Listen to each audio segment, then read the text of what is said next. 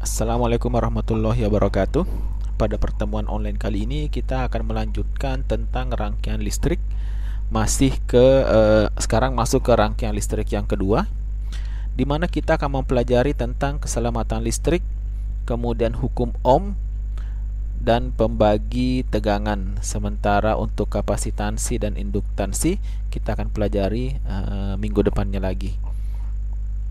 Begitu pula dengan rangkaian seri dan paralel. Yang pertama, keselamatan listrik. Kenapa listrik nyetrum kalau disentuh?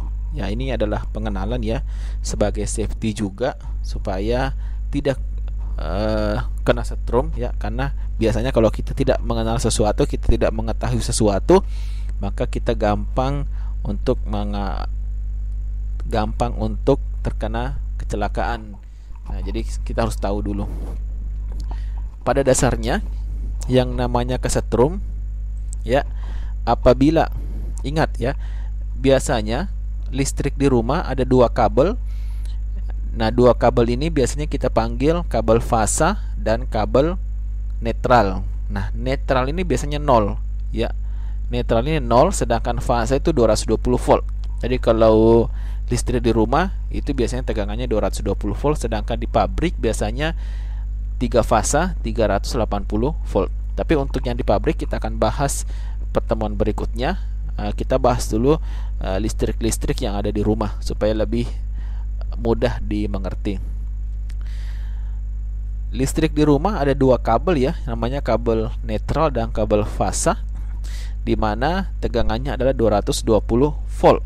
Nah, netral itu bisa juga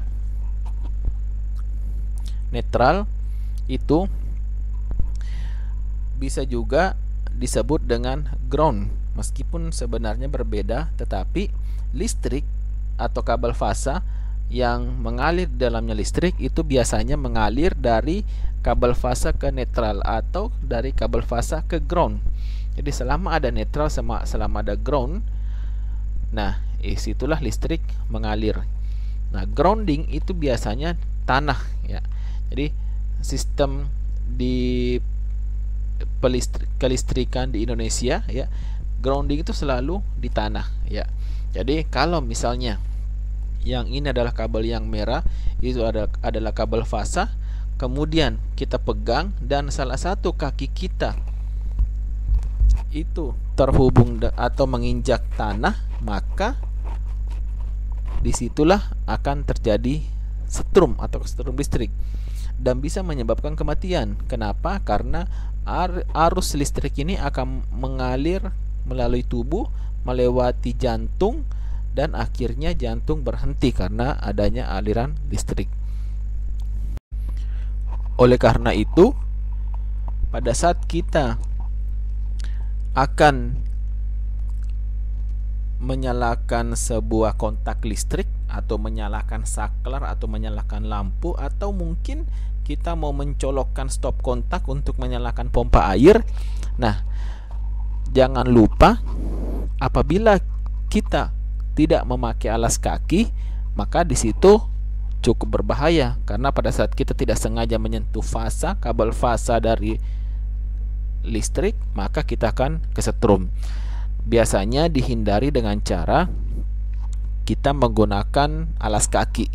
Nah, kalau menggunakan alas kaki ini artinya badan tidak terhubung dengan grounding. Grounding ini tanah ya, jadi tanah tidak terhubung dengan grounding. Kemudian yang perlu diperhatikan juga adalah air. Nah, air adalah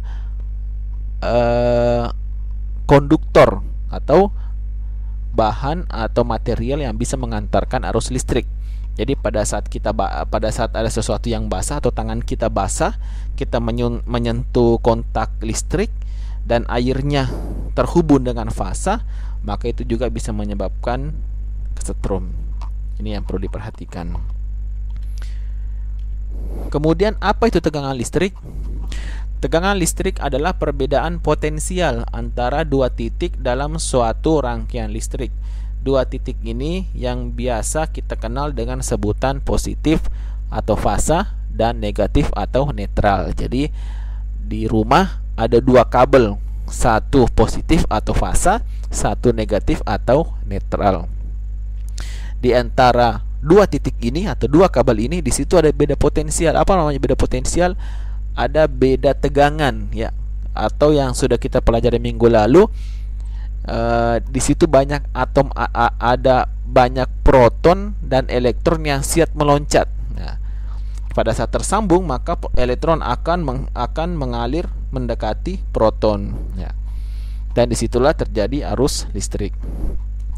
Jika listrik di rumah memiliki tegangan sebesar 220 volt, artinya selisih atau perbedaan antara titik fasa dengan titik negatif atau netral pada listrik di rumah kita adalah sebesar 220 volt.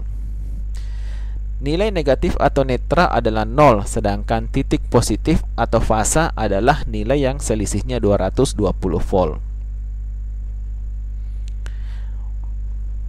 Pertanyaannya, kadang kita melihat ya, burung dia bertengger di kabel listrik. Tapi pertanyaannya, kenapa tidak kesetrum? Ya. Sebenarnya burung tersebut tidak tersengat atau kesetrum karena tidak adanya tegangan perbedaan potensial yang melewati tubuhnya.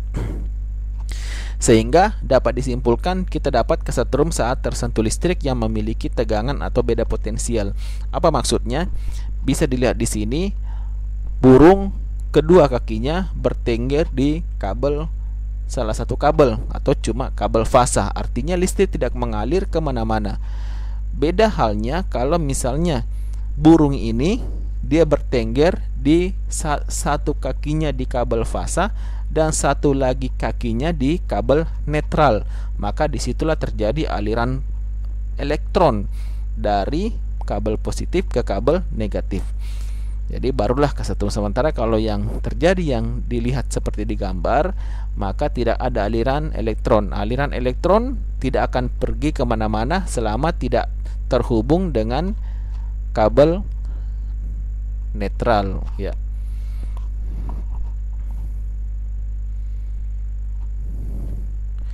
Lalu berapa minimal besar tegangan listrik yang dapat berbahaya bagi manusia? Minimal 50 volt tegangan listrik yang mengalir ke tubuh. Kita dapat menyebabkan kita kesetrum dan dapat menimbulkan bahaya jika tersengat dalam waktu yang cukup lama. Oleh karena itulah, maka setiap teknisi listrik diwajibkan menggunakan alas kaki berbahan isolasi agar saat tersentuh listrik maka tidak terjadi perbedaan potensial dan tidak menyebabkan bahaya sehingga dapat terhindar dari bahaya kesetrum. Kesimpulannya, karena tubuh kita mengandung cairan sehingga saat salah satu bagian tubuh kita kesetrum listrik bermuatan positif atau fasa dan bagian tubuh lainnya bersentuhan dengan benda yang bermuatan negatif atau netral, maka tubuh kita menjadi penghantar dari titik positif ke titik negatif atau bumi, karena bumi adalah netral yang sangat baik. Nah, ini adalah contoh yang namanya ILCB. Ya, ILCB. Jadi kalau misalnya di rumah ada suatu alat listrik yang berpotensi untuk mengakibatkan kesetrum, sebaiknya menggunakan alat ini. Contoh mungkin pompa air, ya, pompa air. Nah, kita bisa menggunakan alat ini disambungkan dengan pompa air, ya. Nah, di sini fungsi dari ini namanya ILCB. ILCB fungsinya untuk memutus arus listrik apabila ada yang kesetrum, ya. Sederhananya seperti itu. Memutus aliran listrik apabila ada yang kesetrum. Ini namanya fungsi ILCB.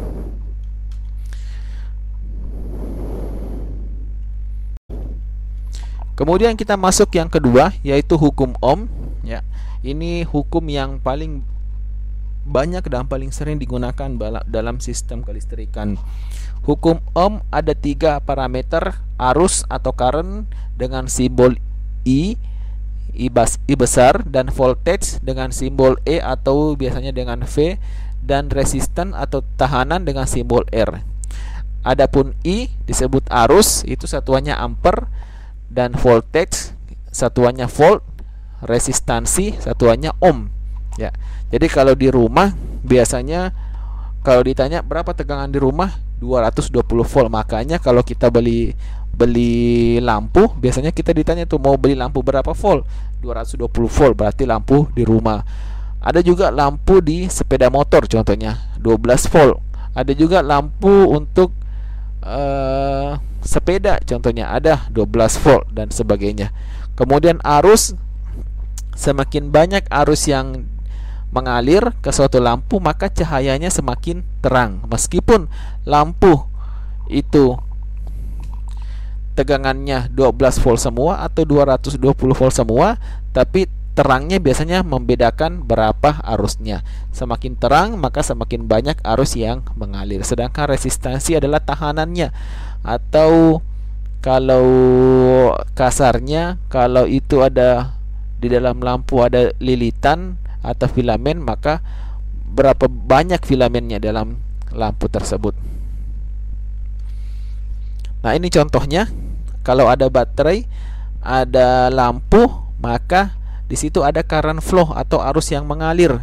Nah, arus yang mengalir ini mengakibatkan lampu akan menyala. Di sini kita diperlihatkan positif mengalir menuju lampu dan kembali lagi ke negatif baterai. Rumusnya adalah R sama dengan E dibagi I. R itu berapa tahanan lampu? E itu adalah tegangan baterai dan I itu adalah arus yang mengalir. Nah, pertanyaannya, kalau ada baterai tegangannya 12 volt sementara lampu tahanannya 3 ohm, berapakah arus yang mengalir? Maka kita bisa menggunakan rumus ini. I sama dengan E per R.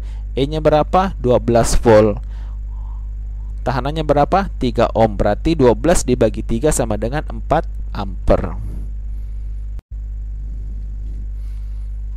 Nah, kalau contohnya dibalik, baterainya 36 volt, I-nya 4 ampere, berapakah tahanan lampunya? Maka kita bisa menggunakan rumus seperti ini dibalik. R sama dengan E dibagi I. E-nya adalah 36 dibagi 4 sama dengan 9 ohm. Begitu pula kalau yang diketahui adalah arusnya dan tahanannya. Dengan arus 2 ampere dan tahanan 7 ohm, berapakah tegangan baterai? Maka kita bisa menggunakan rumus ini. E sama dengan I dikali R sama dengan 2 kali 7 sama dengan 14 volt. Nah, ini adalah rumus Ohm, ya, hukum Ohm dalam bentuk segitiga, di mana ini bisa dibolak-balik dengan cara kalau yang dicari adalah I, maka rumusnya adalah E per R. Kalau yang dicari adalah R, maka rumusnya adalah E per I. Kalau yang dicari adalah E, maka rumusnya adalah I dikali R. Ya. Diperhatikan, nanti ini akan muncul di kuis. Kita masuk ke pembagi tegangan. Ya. Contoh, apa sih itu pembagi tegangan? Pembagi tegangan adalah apabila kita memiliki tegangan 220 volt contohnya, kita mau membagi menjadi 110 volt, maka kita menggunakan tahanan. Nah, di sini contohnya ada baterai, ya, ada baterai di sini. Nah, di sini kita pasang tahanan, ya, tahanan, ya, atau resistor. Nah, di sini nanti tegangannya akan terbagi. Ini adalah rumusnya. V1 adalah yang ini. V1 adalah yang ini, ya. V1, ya. V1 adalah yang ini. Nah, R1 adalah ini, R2 adalah ini, ya. Vin adalah ini. Ya. Jadi kalau kita mau mencari berapa tegangannya di sini, maka kita masukkan rumus R1 ya, ini dibagi R1 plus R2 dikali V inputnya. Begitu pula kalau kita ingin mencari berapa tegangan yang di sini, maka tinggal yang di atasnya adalah R2. Ya, berarti ini. Yang di atas, kemudian pembagiannya adalah R1 plus R2 dikali V in. Ya. Jadi untuk mencari ini, maka R1-nya di sini, dan untuk mencari ini, maka R2-nya adalah di sini. Kita masuk ke contoh. Ya. Ini adalah salah satu contoh pembagi tegangan dengan menggunakan 3 resistor. Sumber tegangannya adalah 45 volt, R1-nya 5 kilo ohm, R2-nya 10 kilo ohm, dan R3-nya 7,5 kilo ohm. Perlu diperhatikan di sini yang dimasuk ke kilo ohm di sini adalah perkalian 1000. Jadi kalau 5 kilo ohm itu sama dengan 5000 ohm. Berarti tegangan pada R1, ya, ini R1, berarti tegangannya di sini, cara mencarinya berapa tegangannya di sini, tinggal 45 volt, ya, dikali ini di sini, ya, kemudian per, nah, di sini total semua resistor 5 kilo ohm plus 10 kilo ohm plus 7,5 kilo ohm sama dengan 22,5 kilo ohm. Tinggal dikali, dibagi, hasilnya adalah 10 volt. Jadi tegangan di sini adalah 10 volt. Itulah yang dimaksud dengan pembagi tegangan, ya. 45 volt dibagi-bagi ke sini, dan ke sini. Untuk kasus ini, di sini ternyata 10 volt. Begitu pula di R2 di sini. Nah, berarti tinggal 10 kilo ohm di atas ini. Dan yang ini adalah total dari ini, dan ini. Hasilnya adalah 20 volt. Berarti di sini adalah 20 volt. Kemudian yang ketiga, R3. Nah, di sini berapa tegangan di sini? Berarti yang 7,5 kilo ohm disimpan di sini, tinggal dikali dan dibagi. Berarti di sini adalah 15 volt.